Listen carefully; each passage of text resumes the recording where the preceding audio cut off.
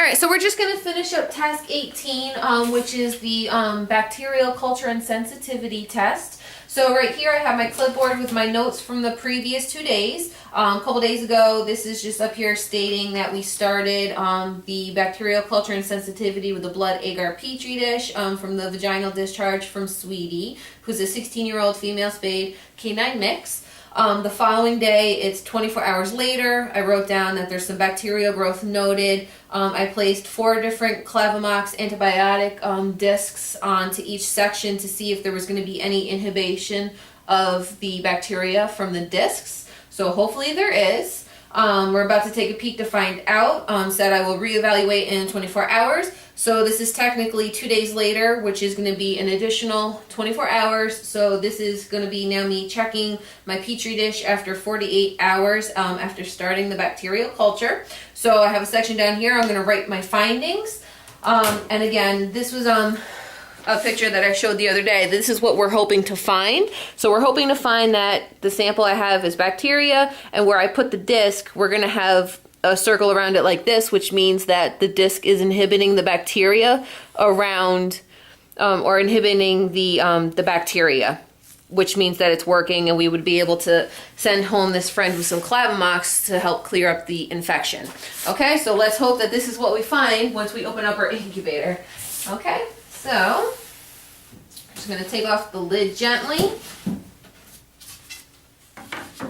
And again, my sample is on my shelf that has been in the incubator. We're just going to remove the lid. And unfortunately, it looks like the antibiotic discs are not working with this sample. So if you kind of take a quick little peek at the disc, you can see that there actually is a little bit more growth after another 24 hours on this left-hand side on these 2 sections. Looks like we have more bacteria growth. A little bit more on those as well, but more so on the left side. And there's none of that clear circle around my antibiotic discs, which is indicative that there is no inhibition of the bacteria, which unfortunately for this friend seems like Clavamox is not going to be the best bet to try to treat this friend for her infection. So I'm just going to put this back in here for now. I'm going to just write down those findings onto my sheet over here. So I'm just going to write down more growth of bacteria noted in all 4 areas.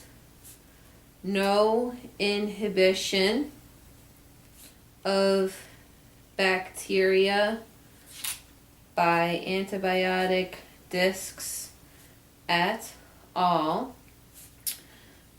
Clavamox is not a good choice of meds to treat this patient.